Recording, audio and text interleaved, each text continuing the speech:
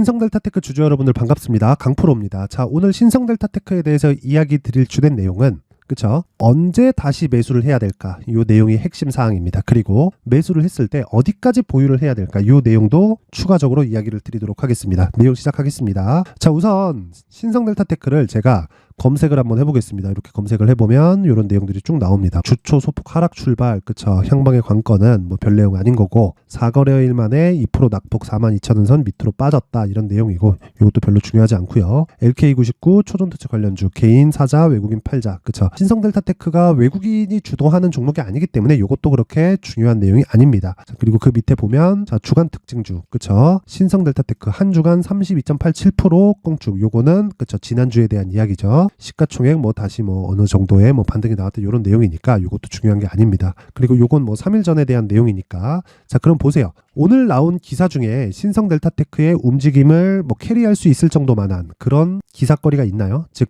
내용이 없다는 거죠. 재료가 다 떨어졌다는 겁니다. 그러면 우리는 그쵸? 이 구간에서 왜 반등이 나오는지를 알아야 돼요. 그쵸? 그게 뭐겠습니까?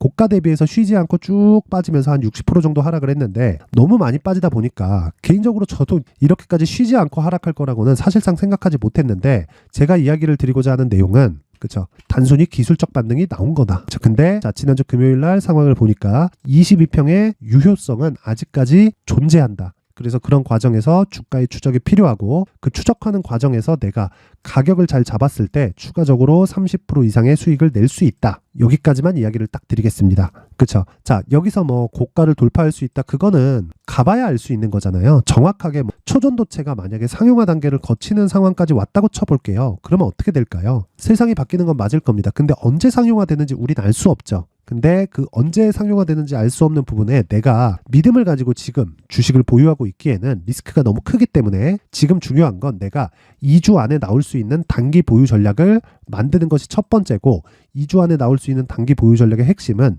내가 얼마에 살지 그 기간대를 잡는 게 중요합니다. 즉 가격이 가장 중요하다는 거죠. 자, 그러면 언제 매수할 건가? 22평을 수렴해서 매수할래? 62평을 돌파해서 매수할래?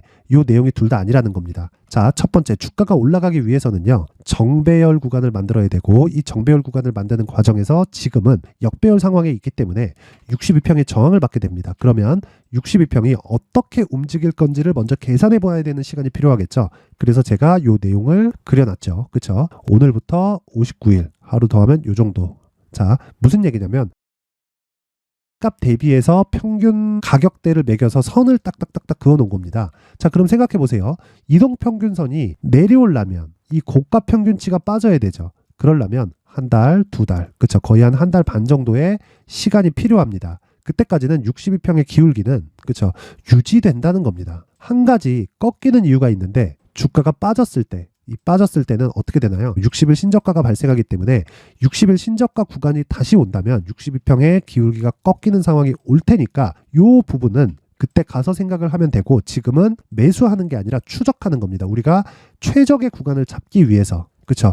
그러기 위해서는요. 다시 한번 말씀드립니다. 정배열로에 언제 전환될지 예상을 하는 게 중요한데 그 예상치는 두 가지 내용이 있습니다. 22평을 기준해서 62평 밑에서 횡보하느냐 62평 기준에서 62평을 기준한 그 윗선에서 횡보하느냐 이 두 가지 내용이에요. 그 두 가지 내용 중에 최대 한도는 한 달 반 정도의 기간이라는 거고 한 달 반 정도가 지나면 6만 원대 평균 가격대가 거의 다 빠지기 때문에 62평에 대한 저항력이 굉장히 떨어져요. 자, 그러면 우리는 여기서 저항력이 떨어질 때까지 최종 기한을 잡고요. 그 기간 동안 우리가 그쵸? 상승할 수 있는 구간을 찾는데 그 상승할 수 있는 구간은 앞에 좋을 내용이 아니라 기술적 반등에 대한 내용으로 단기 공략만 하는 겁니다. 그리고 만약에 올라가서 횡보하는 구간이 나온다면 그 횡보하는 구간에 당연히 매도해야 되고요. 그 매도하는 구간에서 추적하는 기간은 최대 한 달 반 정도가 된다. 그러면 기간이 설정됐고 62평이라는 기준치가 잡혀 있으니까 시세만 확인해서 우리가 최종적으로 62평에 대한 손절 가격을 잡게 됐을 때 매매가 자유로워지겠죠. 그렇죠? 그 이야기를 드리려는 거예요. 그리고 무엇보다 주식시장에서 가장 중요한 내용은요. 실적 또는 뭐 상승에 대한 재료 이런 부분보다 가격이 우선한다는 거고, 그렇죠? 초전도체 관련된 내용이 앞으로 추가적으로 나오는 상황이 있다면요. 언제 나올지는 저는 모르겠습니다. 근데 있다면 주가가 무조건 상승합니다. 무조건. 이 내용을 잊지 마셔야 돼요. 왜 그러냐면 가격이 먼저 반영하기 때문이고, 그런 과정에서 자 여기 정배열 구간이 있다. 그러면 보세요. 재료는 초전도체. 저 실적이 아닙니다. 아니에요. 재료는 초전도체. 그리고 신성델타테크가 추가적으로 올라갈 수 있는 상황인 정배열 구간에 기준점을 딱 잡으면 자 우리는 62평을 기준해서 매매를 하면 되지만 단지 여기서 기간값을 2주 안에 나와야 되니까, 그리고 최종 기한을 잡아드렸죠. 2달. 그쵸? 2달에서 1달 반 정도. 그러면 지금부터 추적해서 2주의 기간 동안 내가 보유할 수 있는 가격대를 찾는다. 요게 핵심입니다. 요렇게 매매를 했을 때 제가 자 보세요. 강프로의 무료 소통방에서 계속해서 진행을 하고 있는 신성델타테크의 매매가 가능해지는 겁니다. 자 내용 확인하겠습니다. 제가 11월 15일인가 요 날일 겁니다. 요 날 11월 15일 그쵸? 11월 15일 날 제가 신성델타테크 매매를 했는데 실제 매매한 내용을 확인하겠습니다. 자 내용 확인하세요. 첫 번째, 반등이 월요일 날 나왔습니다. 근데 제가 11월 14일 화요일입니다. 화요일 날 신성델타테크 오늘 35,000원 못 지키면 2만원 초반까지 내려갈 수 있다. 그쵸? 근데 지켰습니다. 그쵸? 요게 11월 14일 화요일이고요. 화요일 날 나왔었던 종가는 35,050원입니다. 그리고 나서 반등을 확인하는 과정을 거쳤는데 그 과정을 자 보세요. 11월 15일 날 자 신성델타테크 장중 매매 들어갑니다. 어제까지 하락 확인했고요. 오늘 35,000원까지 지지 확인됐다. 단기 공략 기준으로 진행하고 예정 매도 단가 39,000원에서 4만원 구간으로 설정하겠습니다. 자 이렇게 잡고 나서 어떤 상황이 벌어졌나요? 그쵸? 이날 고가 18% 그리고 종가 16%까지. 물론 제가 매도가를 먼저 정하기는 했지만 중간에 변경하는 상황, 그쵸? 이런 상황이 됩니다. 그쵸? 여기 정확히 10시 24분, 그쵸? 4만원 고정가 매도가 취소하고 추가적으로 올라갈 수 있는 상황이 나왔고요. 그리고 그 다음 날이 수능이었는데 수능 날에 제가 장 시작 전, 장 시작 전에 신성델타테크 장 시작 전 지정가 매도 주문 44,500원, 이렇게 나왔다. 자, 요런 식이 됐다는 거죠. 한 가지 이야기만 딱 이해를 하실 수 있게 드리겠습니다. 주식시장에서는요, 정배열을 만들었을 때 추가적으로 가격대를 끌어올릴 수 있고요. 즉 저항 구간이 없어진다는 거고, 역배열 구간에서는 장기 입형에 대한 저항을 받을 수밖에 없습니다. 그러면 정배열을 만들었다는 건 의미하는 바가 뭡니까? 앞으로의 기술력에 대한 좋은 점, 이게 아니라는 거죠. 가격이 먼저 반영하기 때문에 가격이 올라가고 나서 기술력으로 인한 실적이 반영되기 시작하는 거고, 그 시작점은 가격이 반영하는 부분에 있는데 그 가격이 올라가는 과정에서 정배열을 가장 처음 만들고, 우리가 매매하는 시작점은 정배열 구간이 아니라 신고가를 만들었을 때부터 한다. 근데 신성델타테크는 이미 신고가 구간에 있기 때문에 신고가 구간에 대해서 내가 체크를 하고 파악을 하기 위해서는 가격적인 부분이 필요하다. 그랬을 때 단기적으로 20% 이상의 수익을 낼 수 있는 매매를 이어갈 수 있다는 겁니다. 자, 내가 고가에서 뭐 6만 원대 이렇게 물려 있다면 어느 정도의 손실을 볼 수도 있습니다. 초전도체가 100% 상용화돼서 주가가 폭등하고 20만 원, 30만 원, 100만 원 이렇게 가는 건 아니니까. 그쵸? 그거는 우리가 확정지어서 생각할 수 없잖아요. 그런데 우리가 가격적인 체크를 하면서 6만 원 고가가 아니라 5만 원대 정도까지는 내가 손실을 메꾸고 나올 수 있을 정도를 만들 수 있다. 그게 가격 전략이고요.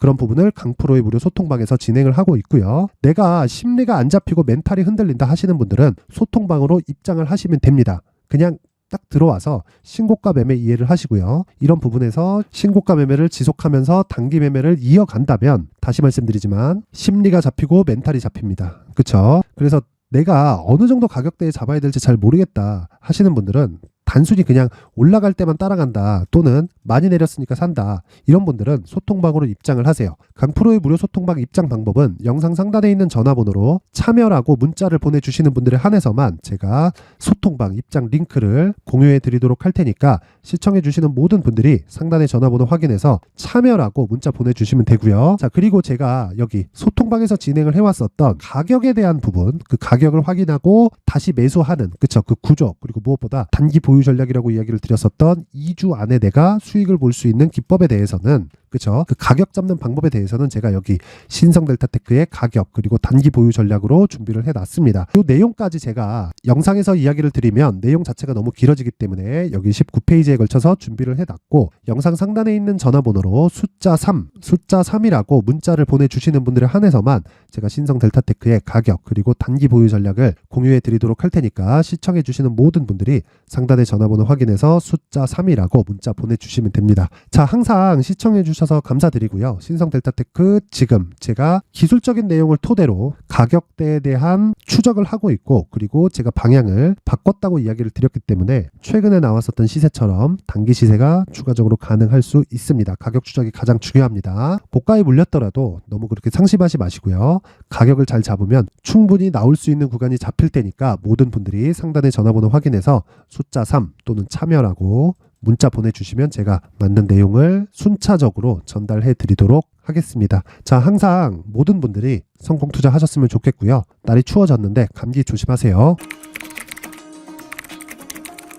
자, 이제 23년도 다 끝나가지만 매매를 하시면서 스트레스를 받으시는 분들이 있을 수 있습니다. 시장이 항상 그렇긴 하지만 그래도 제 구독자분들과 시청해주시는 분들을 위해서 앞으로 차기 주도주가 될 수 있는 대시세 종목을 준비를 해왔습니다. 단타나 짧은 수익만을 쫓다 보면요, 잦은 손절로 계좌가 망가지는 건 순식간이고요. 그만큼 수익하고는 거리가 멀어지겠죠. 장기간 유지하기가 어렵기 때문입니다. 결과적으로 주식시장에서 돈을 벌기 위해서는요, 어떤 계기를 만들어야 되는데 그 계기는 한 종목에 비중을 실어서요, 수익을 보는 것 말고는 없습니다. 쓸데없이 잦은 매매를 하지 말라는 이야기고요. 그리고 한 종목에 비중을 실을 수 있어야 된다는 겁니다. 그런데 이 비중을 실는 과정에서 성장 산업군에 대한 이해가 필요하다는 겁니다. 이 부분을 반드시 기억을 하셔야 돼요.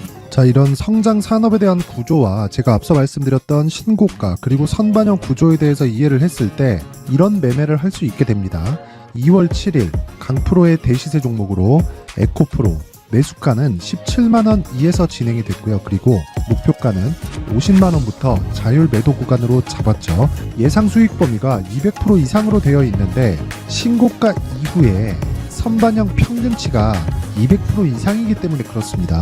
자, 그런데 에코프로가 2차전지 양극재 기업이죠.